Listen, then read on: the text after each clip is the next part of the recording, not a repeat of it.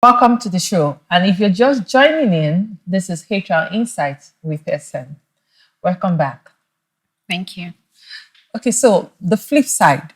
So let's assume there is this line manager that is actually the best friend of the HR manager. And of course, there will be issues with the way the line manager is actually managing the subordinates. And instances where I now have to escalate to the HR manager. Okay. But because they are friends, I just can't. What would be your advice? Okay. Like I said in the previous time, you need to understand the environment, right? Yes, When you do that, it will track your course of action. In an ideal situation, I will talk about a situation that is not ideal, but let me start from the ideal situation. In an ideal situation, the or the HR manager's line of duty is signed. Or the HR manager was employed to support the business. You're not here to support your friend. You have to pick one. Am I supporting my friend who is the line manager of A, or I'm supporting the business, which was what I was employed for, right? Of course, in an ideal situation, the person will pick the business with which he was employed for. So what I signed when I was coming in was a confidentiality agreement to say I will do my best to support the business. How am I supporting the business? You know that this manager is detrimental to the business. So the attrition level in that unit is very high. Yes. Everybody's resigning. They spend 2 months, 3 months, they resign. And the person is your friend. There are many ways you can go about it. One, send your friend on training, right? Tell the friend that these are the issues that we have. The friend will ask you who said, who told you. The most important thing is not who told me what. This is the atmosphere that you're creating within the organization. I will send you on this training. However, if by the time you come back there are no improvements, I will escalate, or you'll be placed on a performance improvement plan, meaning that you're on your way out. We're friends or we're parties outside here, but my work comes first. Work. Yeah. And if your friend is really your friend, then your friend will see it in your light and say, okay, I'm not even indicting you in this situation. I'm also trying to help you grow. Managerial styles are different, but you need to stay on the positive side. Not every time you're the bad boss, you're the bad boss. The thing is that your numbers can't even grow, especially if the person is a sales manager. Your numbers can't grow if your employees' performance don't improve. Yes. So if every time people are leaving, and you're not meeting your numbers, you're the only one hitting your targets within your unit, then there's a problem. Then you are the problem. So you go that route. That's one route. Second route is to of course the sales manager in quotes has a boss. Yes, Is to let that boss know that these are the defects. Yes, his technical skills are good, but his interpersonal skills are not good. I know that you have been a boss for many years. Try and coach this other person and pull him along, right? That way, everybody knows that it's an open conversation. If somewhere along the line, of course, the group head won't throw him under the bus. I mean, the immediate supervisor, he won't throw him, but if somehow everybody will know that there's a conversation ongoing about this person's managerial style, and people will know that something is being done. But of course, I will have to, I won't divulge the person's name, the person that came to meet me, to, of course, mention these issues. On the flip side, where it's not an ideal organization, people that have the ears of management, right? And you know which one of them is CNN and which one of them would resolve your issues. If the HR manager is not part of the people that have because there's some companies where the HR manager doesn't have the ear of management, right?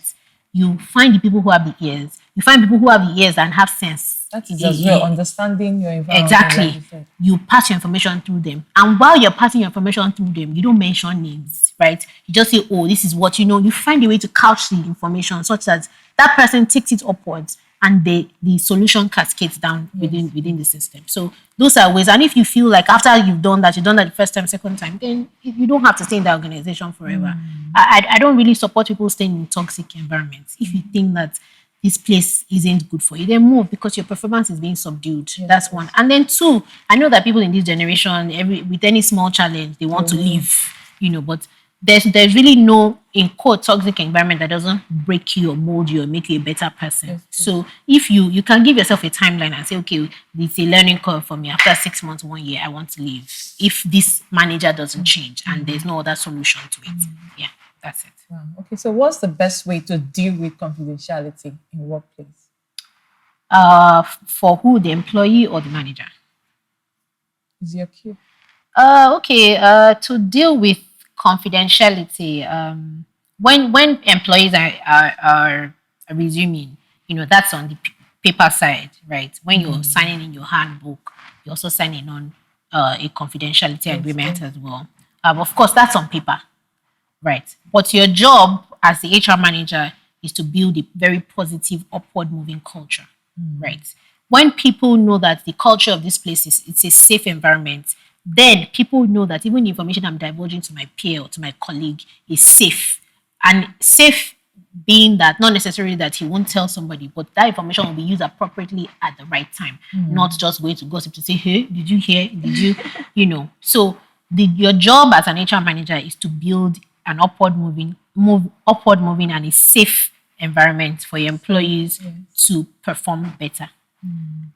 Alongside that, while you're doing that, you also need to involve the people in, the leadership of the organization. Not necessarily the MD or the DMD or the owners of the company. The owners of the company, if you're lucky enough, have given you the driver's seats of, managing employees. If you're lucky enough, if they haven't, then you need to carry them along because you need them. They're buying whatever initiative that you bring in.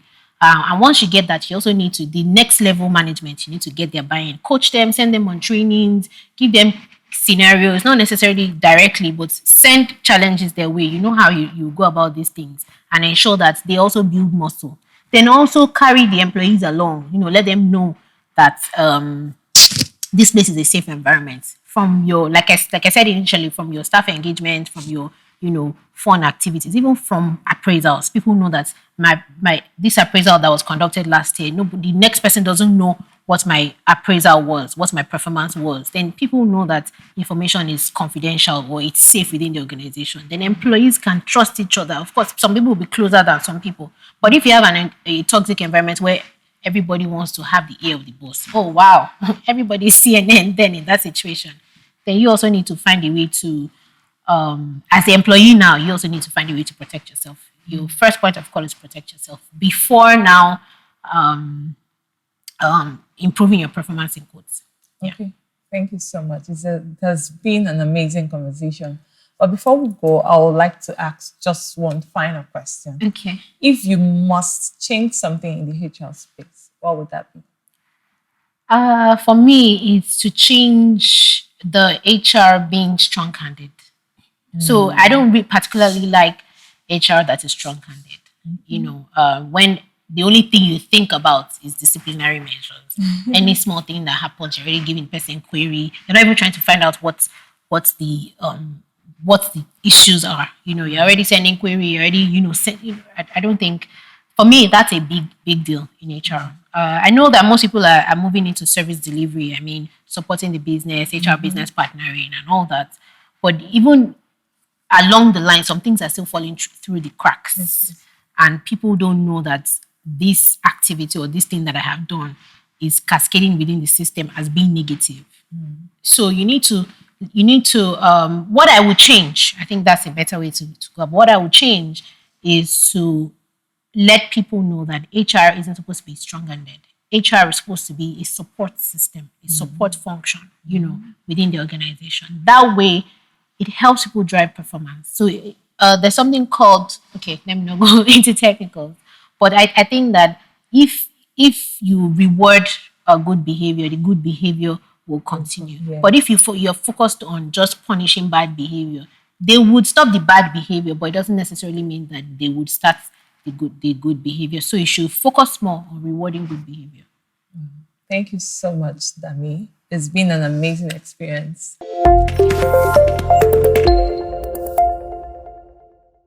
Thank you so much for this. Has been an amazing experience, and I'm glad and I'm sure you enjoyed it as well.